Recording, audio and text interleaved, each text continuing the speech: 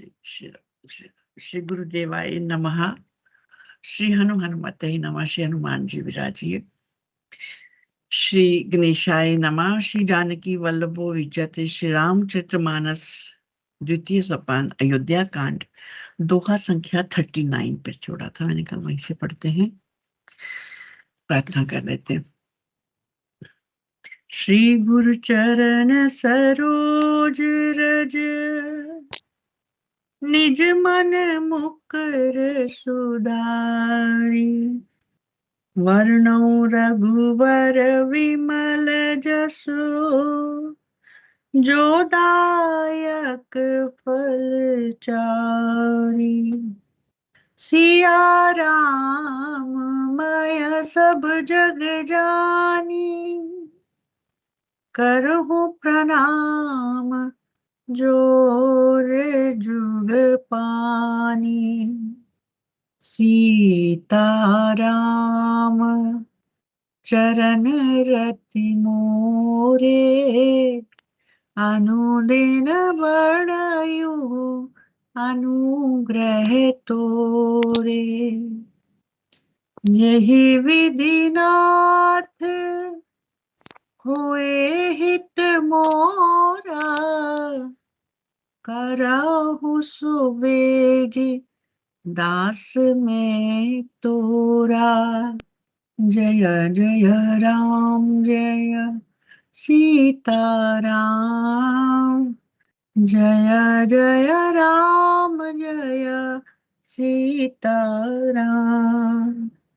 जाय दीख रघुवंश मणि नरपति निपट कुसाजो।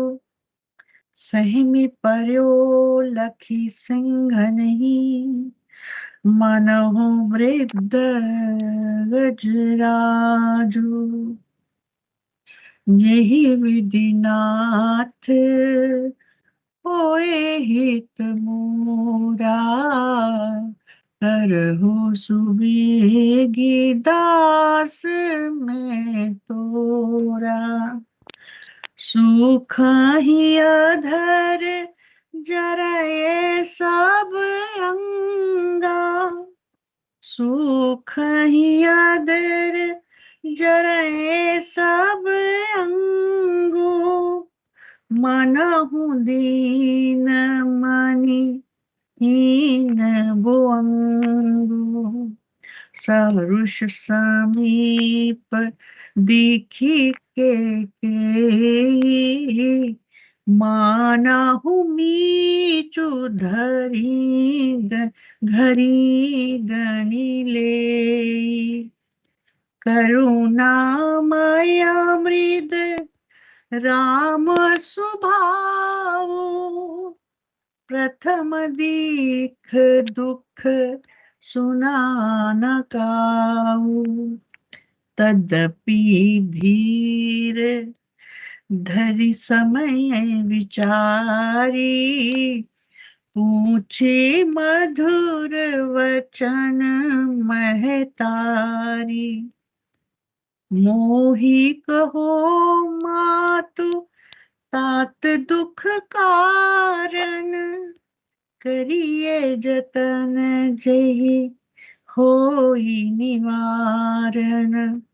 सुनो हो राम सब कारण एहु राजहि तुम पर बहुत स्नेहु। देन कहिनी मोहि दुई वरदाना मांगयो जो कछु मोहि सुहाना। सो सुनी भयो भूपयुर सोचु छाड़ी न सकाई तुम्हार संकोचु। जही विधिनाथ हुए हित मोरा करहो सुबेगी दास में तोरा। सुत सने हुइत वचन युत संकट पर्यो नरेशु सकै तायस धरहु सिर मेटौ कठिन कलेसु जय विधिनाथ होए हित मोरा करहु सुबेगी दास में तोरा निदरक बैठ कयो कर कहिए कटु जय श्री राम निदरक बैठी कहिए कटुवानी सुनत कठिनता अति अकुलानी जीव कमान वचन सरनाना मनहु महीप मृद लक्ष समाना जनु कठोर पनु धर्यो शरीरु सिखई धनुष विद्यावर वीरु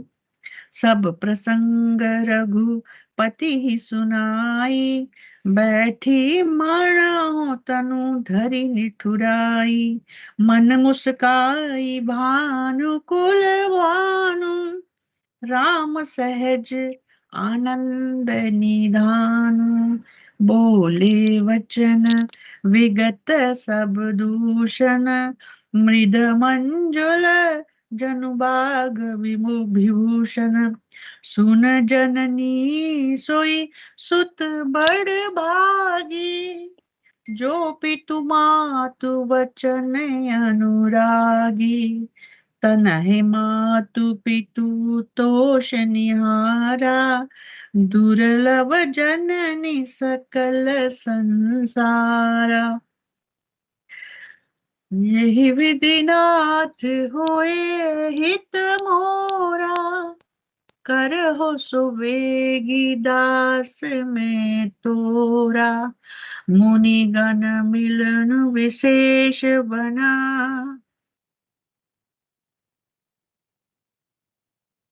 सब ही भांति हित मोर तहि मोह पितु आयो सुपहुरी संबत जननी तोर सियावर राम जय जय राम सीता राम जय सीता राम जय विधिनाथ होए हित मोरा कर हो सुबेगी दास मैं तोरा भरत प्राण प्रिय पावहि राजू विधि सब विधि मोहि सन्मुख आजू जो न जाऊं बन ऐसे काजा प्रथम गणिय मोहि मूढ़ समाजा से वही अरु कल्प तरु त्यागी पर हरि अमृत लेहि विष मागी तही न पाई अस समय चुकाही देख विचारी मातु मन माही अम्ब एक दुख मोहि बसेशी निपट विकल नर नायक देखी थोरही बात पिताई दुख भारी होती प्रतीति न मोहि महतारी राउ धीर गुण उदति अगाधु भा मोहि ते कछु बड़े अपराधु जाते मोहि न कहत पछुराऊ मोरी शपथ तही कहो सती भाऊ जय विधिनाथ होए हित मोरा करहो सुबेगी दास में तोरा सहज सरल रघुवर वचन कुमति कुटिल करी जान चलई जोंक जल वक्र गति यद्यपि सलिल समान रहसी रानी राम रुख पाई बोली कपट स्नेह जनाई शपथ तुम्हार भरत के आना हेतु न दूसर में कछु जाना तुम अपराध जोग नहीं ताता जननी जनक बंधु सुखदाता राम सत्य सब जो कछु कहूँ तुम पितु मात वचन रत अहयूं पिता ही बुझाई कयो बलि सोई चौथे पन जेहि अजस न होई तुम सम सुवन सुकृत जहि दीने, उचित न तासु निरादर कीने। लागहि कुमख वचन शुभ कैसे, मखई गया दिक तीरथ जैसे। राम ही मातु वचन सब भाए, जिमि सुर सरिगत सलिल सुहाए। यही विधिनाथ होए हित मोरा, करहु सो वेगी दास में तोरा। गई मूर्छा राम ही सुमरी, नृप फिर करवट लीन। सचिव राम आगमन कही, विनय समय समकीन। सियावर राम जय जय राम। यहाँ से भावार्थ पढ़ लेती हूँ। रघुवंश मुनि श्री रामचंद्र जी ने जाकर देखा कि राजा अत्यंत ही बुरी हालत में पड़े हैं, मानो सिंघनी को देखकर कोई बूढ़ा गजराज सहम कर गिर पड़ा हो। राजा के होंठ सूख रहे हैं और सारा शरीर जल रहा है, मानो मणि के बिना सांप दुखी हो रहा हो। पास ही क्रोध से भरी ककई को देखा, मानो मृत्यु हुई बैठी गड़ियां गिन रही हो। श्री रामचंद्र जी का स्वभाव कोमल और करुणामय है। उन्होंने पहली बार ये दुख देखा। इससे पहले कभी उन्होंने दुख सुना भी ना था। तो भी समय का विचार करके हृदय में धीरज धरकर उन्होंने मीठे वचनों से माता ककई से पूछा, हे माता, मुझे पिताजी के दुख का कारण कहो, ताकि जिससे उसका निवारण हो वह जतन किया जाए। हे राम सुनो, सारा कारण यही है कि राजा का तुम पर बहुत स्नेह है। इन्होंने मुझे 2 वरदान देने को कहा था। मुझे जो कुछ अच्छा लगा वही मैंने मांगा। उसे सुनकर राजा के हृदय में सोच हो गया, क्योंकि ये तुम्हारा संकोच नहीं छोड़ सकते। इधर तो पुत्र का स्नेह है, उधर वचन। राजा इसी धर्म संकट में पड़ गए हैं। यदि तुम कर सकते हो तो राजा की आज्ञा शिरोधार्य करो और इनके कठिन क्लेश को मिटाओ। ककई बेधड़क बैठी ऐसी कड़वी वाणी कह रही है, जिसे सुनकर स्वयं कठोरता भी अत्यंत व्याकुल हो उठी। जीव धनुष है, वचन बहुत से तीर हैं, और मानो राजा ही कोमल निशाने के समान है। इस सारे साज समाज के साथ मानो स्वयं कठोरपन श्रेष्ठ वीर का शरीर धारण करके धनुष विद्या सीख रहा है। श्री रघुनाथ जी को सब हाल सुनाकर वह ऐसे बैठी है, मानो निष्ठुरता ही शरीर धारण किए हुए हो। रघुकुल के सूरज स्वाभाविक ही आनंद निदान श्री रामचंद्र जी मन में मुस्कुरा कर सब दूषणों से रहित ऐसे कोमल और सुंदर वचन बोले, जो मानो वाणी के भूषण ही थे। हे माता सुनो, वही पुत्र बड़भागी है जो पिता माता के वचनों का अनुरागी है। माता पिता को संतुष्ट करने वाला पुत्र ही जननी सारे संसार में दुर्लभ है। वन में विशेष रूप से मुनियों का मिलाप होगा, जिससे मेरा सभी प्रकार से कल्याण होगा, कल्याण है। उसमें भी फिर पिताजी की आज्ञा और हे जननी तुम्हारी सम्मति है, और प्राण प्रिय भरत राज्य का पावेंगे। इन सभी बातों को देखकर ये प्रतीत होता है कि आज विधाता सब प्रकार से मुझे सन्मुख है, मेरे अनुकूल है। यदि ऐसे काम के लिए भी मैं वन को ना जाऊं तो मूर्खों के समाज में सबसे पहले मेरी गिनती करनी चाहिए। जो कलप वृक्ष को छोड़कर रेड़ की सेवा करता है और अमृत त्याग कर विष मांग लेते हैं, हे माता तुम मन में विचार कर देखो, वह भी ऐसा मौका पाकर कभी ना चूकेंगे। हे माता, मुझे एक ही दुख विशेष रूप से हो रहा है कि वह महाराज को अत्यंत व्याकुल देखकर इस थोड़ी सी बात के लिए पिताजी को इतना भारी दुख हो। हे माता, मुझे इस बात पर विश्वास नहीं होता, क्योंकि महाराज तो बड़े ही धीर और गुणों के अथाह समुद्र हैं। अवश्य ही मुझसे कोई बड़ा अपराध हो गया है, जिसके कारण महाराज मुझसे कुछ नहीं कहते। तुम्हें मेरी सुगंध है माता, तुम सच सच कहो। रघुकुल में श्रेष्ठ श्री रामचंद्र जी के स्वभाव से ही सीधे वचनों को दुर्बुद्धि ककई टेढ़ा ही करके जान रही है। यद्यपि जल समान ही होता है, परंतु जोंक उसमें टेढ़ी चाल से ही चलती है। रानी ककई श्री रामचंद्र जी का रुख पाकर हर्षित हो गई और कपटपूर्ण स्नेह दिखाकर बोली, तुम्हारी शपथ और भरत की सुगंध है, मुझे राजा के दुख का दूसरा कुछ भी कारण विदित नहीं है। हे तात, तुम अपराध के योग्य नहीं हो। तुम तो माता पिता और भाइयों को सुख देने वाले हो। हे राम, तुम तो कुछ कह रहे हो सब सत्य है। तुम पिता माता के वचनों में तत्पर हो। मैं तुम्हारी बलिहारी जाती हूँ। तुम पिता को समझा कर वही बात कहो जिससे चौथेपन में उनका अपजश न हो। जिस पुण्य से इनको तुम जैसे पुत्र जिस पुण्य ने इनको तुम जैसे पुत्र दिए हैं, उसका निरादर करना उचित नहीं।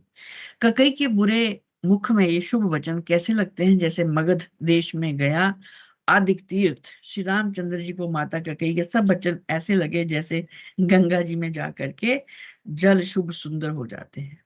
गंगा जी में जाकर जल शुभ सुंदर हो जाते हैं। इतने में राजा की मूर्छा दूर हुई। उन्होंने राम का स्मरण करके राम राम कहकर फिर करवट ली। मंत्री ने श्री रामचंद्र जी का आना कहकर समय अनुकूल विनती की। जब राजा ने सुना कि श्री रामचंद्र पधारे हैं, उन्होंने धीरज धर के नेत्र खोले। मंत्री ने संभाल कर राजा को बिठाया। राजा ने श्री रामचंद्र जी को अपने चरणों में पड़ते देखा। स्नेह से विकल राजा ने राम को हृदय से लगा लिया, मानो सांप ने अपनी खोई हुई मणि पा ली हो। राजा दशरथ जी श्री रामचंद्र जी को देखते ही रह गए। उनके नेत्रों में आंसुओं की धारा बह चली। शोक के विशेष वश होने के कारण राजा कुछ नहीं कह सकते। वे बार बार श्री रामचंद्र जी को हृदय से लगाते हैं और मन में ब्रह्मा जी को मनाते हैं कि जिससे श्री रामचंद्र जी वन को ना जाए। फिर महादेव जी का स्मरण करके उनसे निहोरा करते हुए कहते हैं, हे सदाशिव, आप मेरी विनती सुनिए। आप आशुतोष और अवगरदानी हैं, अतः मुझे अपना दीन सेवक जानकर मेरे दुख को दूर कीजिए। आप प्रेरक रूप से सबके हृदय में हैं। आप श्री रामचंद्र जी को ऐसी बुद्धि दीजिए जिससे मैं मेरे वचन को त्याग कर शील स्नेह को छोड़कर घर में ही रह जाए। जगत में चाहे अपजश हो, सुजश नष्ट हो जाए, चाहे मैं नरक में गिरूं अथवा स्वर्ग चला जाए, और और भी सब प्रकार के दुसह दुख आप मुझसे सहन करा लें, पर रामचंद्र जी मेरी आंखों की ओट ना हो। राजा मन ही मन इस प्रकार विचार कर रहे हैं और बोलते नहीं। उनका मन पीपल के पत्ते की तरह डोल रहा है।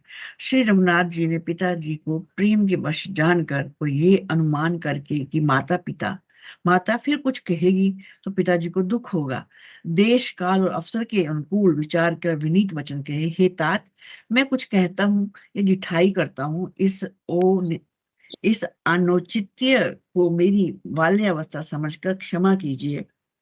इस अत्यंत तुच्छ बात के लिए आपने इतना दुख पाया। मुझे किसी ने पहले कहकर ये बात नहीं जनाई। स्वामी, आपको इस दशा में देखकर मैंने माता से पूछा। उन्होंने सारा प्रसंग सुनकर मेरे सब अंग शीतल हो गए हैं।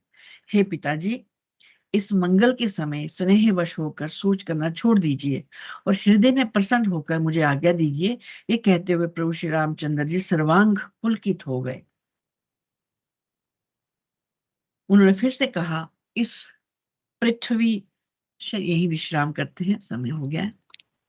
मंगल समय स्नेह बस सोच परिहरियो तात, आय सुदे ये हर्षिये कही पुल के प्रभु गात।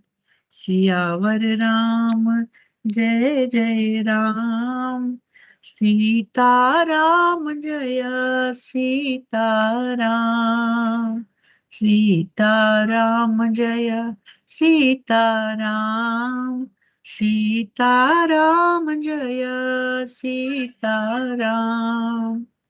मौसम दीन न दीन हित, तुम समान रघुवीर, हस विचार रघुवंश मनी, हरो विषंभव पीर। सीताराम चरण रति मोरे, अनुदिन बड़यो अनुग्रह तोरे। बार बार वर मांगहूँ हर्षिदयो श्रीरंग, पद सरोज अन पायनी, भगति सदा सत्संग। नहीं विद्या नहीं बाहुबल, नहीं खर्चन कछु दाम, मोह से पतित अपंग की,